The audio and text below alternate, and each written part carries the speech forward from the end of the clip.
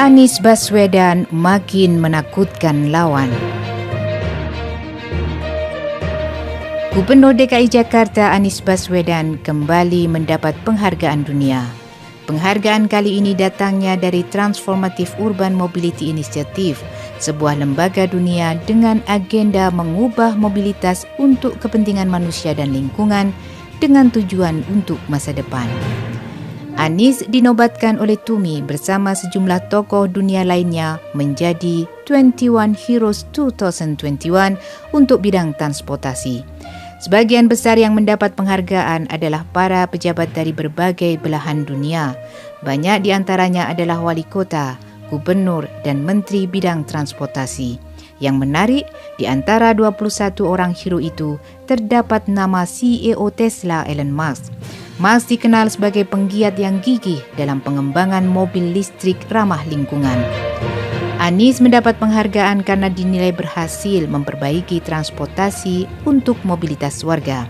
Selain mewujudkan sistem transformatif dan terintegrasi dari berbagai moda transportasi, Anies juga mewujudkan jalur sepeda sepanjang 63 km.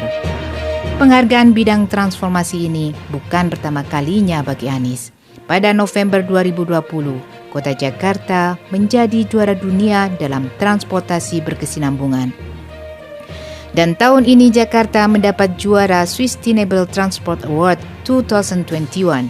Penghargaan itu diberikan sebuah lembaga yang berpusat di New York, Amerika Serikat.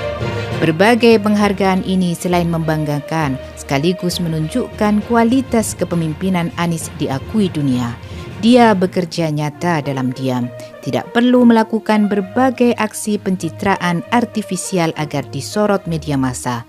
Sebuah aksi kosong tak bermakna. Anies tidak belusukan ke gorong-gorong apalagi bertemu para tunawisma. Dia terbang melambungkan nama Indonesia di kancah dunia. Tampil berbicara dalam forum-forum dunia menjadi representasi Indonesia. Sementara kota Jakarta dibawanya menjadi kota yang beradab, layak dihuni, sejajar dengan kota-kota maju dan modern di berbagai belahan dunia. Dia tampak berkilau di bawah sorotan lampu kamera media-media internasional. Sejak di bawah kepemimpinan Jokowi, Indonesia seperti negara paria di mata dunia, tidak diperhitungkan. Presiden Jokowi selama 5 tahun periode pertama selalu absen menghadiri sidang umum Majelis PBB. Jokowi baru tampil pada sidang umum PBB tahun 2020. Itu pun karena dia tampil secara virtual. Pidato dari Jakarta, tak harus duduk kikuk ketika bertemu pemimpin dunia. Bangsa Indonesia yang besar merindukan kembali tampilnya pemimpin yang bisa dibanggakan di dunia internasional. Pemimpin yang bisa duduk dan berdiri sejajar, bercengkrama dan berdialog dengan para kepala negara lain dunia. Pemimpin yang fasih berbicara menyampaikan gagasan besar Indonesia untuk dunia. Pemimpin yang cakap berdiplomasi memperjuangkan kepentingan Indonesia. Bukan pemimpin yang gagu, gugup dan gagap ketika tampil di forum-forum dunia. Di masa lalu Indonesia selalu tampil dalam forum-forum dunia sebagaimana bunyi amanat konstitusi, ikut mewujudkan ketertiban dan perdamaian dunia.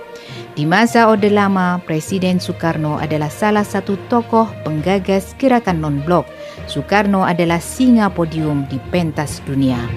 Di masa Orde Baru, di bawah kepemimpinan Presiden Soeharto, Indonesia adalah Big Brother di Asia Tenggara. Indonesia juga tampil menjadi pemimpin negara-negara Organisasi Konferensi Islam atau OKI.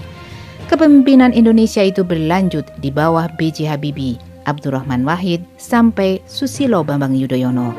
Tampilnya Anies dalam pentas dunia, walaupun kapasitasnya sebagai seorang gubernur, seperti sebuah air sejuk yang mengobati dahaga bangsa Indonesia. Selamat kepada Gubernur DKI Anies Baswedan, bukan hanya warga Jakarta. Bangsa Indonesia juga patut bangga dan berterima kasih. Jerih payahnya mewujudkan kota Jakarta sebagai kota yang diakui dunia membuat kami bangsa Indonesia kembali berani menegakkan kepala setelah sekian lama hanya mampu tunduk menanggung malu.